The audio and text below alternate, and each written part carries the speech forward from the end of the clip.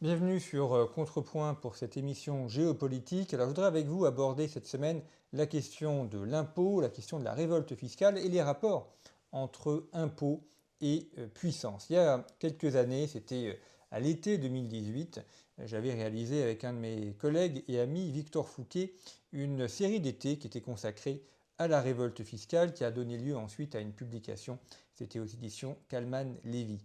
Et dans cette série d'été, qui était publié à l'époque dans le journal d'Opinion, on avait étudié différentes révoltes fiscales au cours de l'histoire et on avait essayé de voir s'il y avait des points communs dans ces révoltes fiscales. Et la question qui est posée, c'est aujourd'hui, est-ce qu'il y a des révoltes fiscales? Alors on voit que les révoltes fiscales d'aujourd'hui sont très différentes de celles de l'époque médiévale ou moderne. Nous ne sommes plus à l'époque des maillotins où des Parisiens s'étaient révoltés, des maillets à la main et avaient pris d'assaut les octrois, notamment en se réunissant sur une place qui est aujourd'hui la porte Maillot, le nom vient de là, de la révolte des Maillotins, c'était en 1382. Il y a eu également la révolte des Bonnets Rouges en 1675 en Bretagne. Et on a donc des révoltes fiscales qui sont des révoltes violentes avec des attaques. Les révoltes fiscales aujourd'hui n'ont pas du tout ce format-là. On a des révoltes qui sont plutôt des révoltes par les pieds, pourrait-on dire, par l'exil fiscal. Et c'est là où c'est important de comprendre que l'impôt n'est pas qu'un moyen de financer un État. L'impôt, c'est aussi un levier pour décourager ou pour encourager la venue ou le départ de populations cultivées, aisées, etc. Et donc quand vous avez un pays qui a une politique fiscale très lourde, eh bien il décourage le travail, ce que disait déjà très bien Richelieu dans son testament politique, et puis il envoie un signal de départ, il va finalement encourager les départs, et les pays sont dans des optiques de concurrence fiscale. Et c'est là où on retrouve la dimension géopolitique.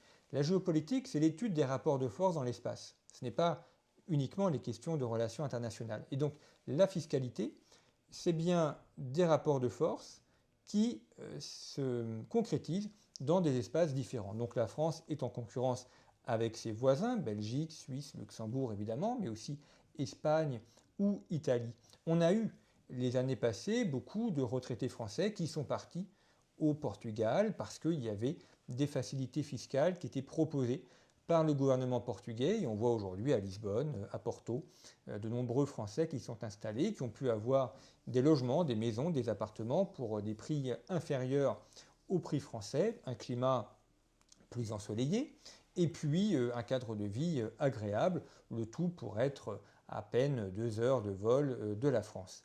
Donc la fiscalité est aujourd'hui un levier pour les pays pour attirer des populations. Le Portugal voulait avoir une population de jeunes retraités, 65, 70 ans.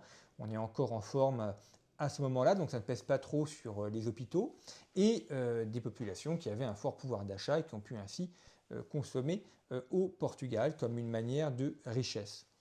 L'autre problème, évidemment, c'est quand vous avez des jeunes cadres qui partent, alors soit des étudiants qui partent faire leurs études et qui ne reviennent pas, soit des cadres qui ont 35, 45 ans et qui vont partir dans un pays européen pour avoir un confort fiscal plus grand.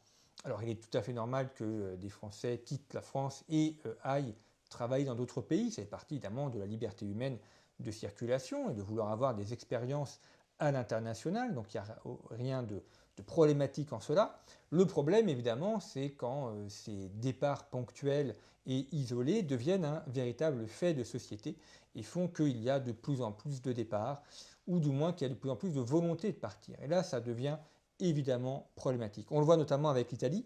L'Italie qui a longtemps été un pays de forte pression fiscale, Giorgia Meloni a baissé la fiscalité, ce qui fait qu'aujourd'hui, une ville comme Rome ou comme Milan sont des villes attractives.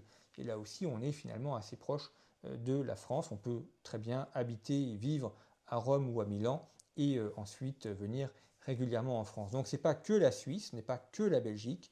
On a d'autres pays qui deviennent aujourd'hui, je ne dirais pas des paradis fiscaux, mais en tout cas des pays avec un intérêt fiscal marqué par rapport à la France. Et comme le système social français repose sur le fait que certains payent pour les autres, puisque c'est un système de redistribution, donc il faut bien qu'il y ait des gens qui produisent de la richesse pour que cette richesse soit redistribuée à ceux qui en profitent, qui en bénéficient de cette redistribution, eh bien si les créateurs de richesses s'en vont, eh bien le système s'effondre. Comme disait Margaret Thatcher, le socialisme ne dure que tant que dure l'argent des autres. Et donc le jour où les autres qui produisent la richesse s'en vont, eh bien le système ne peut plus fonctionner.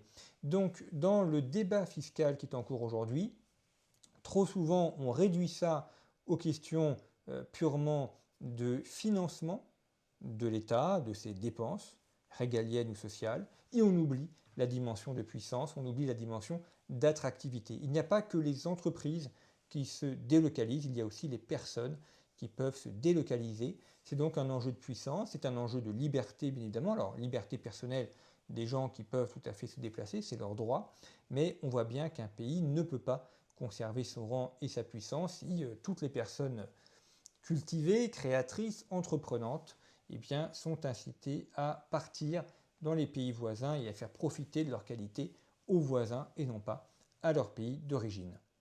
Merci pour votre fidélité aux émissions de Contrepoint. Je vous retrouve la semaine prochaine et d'ici là, n'hésitez pas à diffuser et à faire connaître ces émissions. À très bientôt.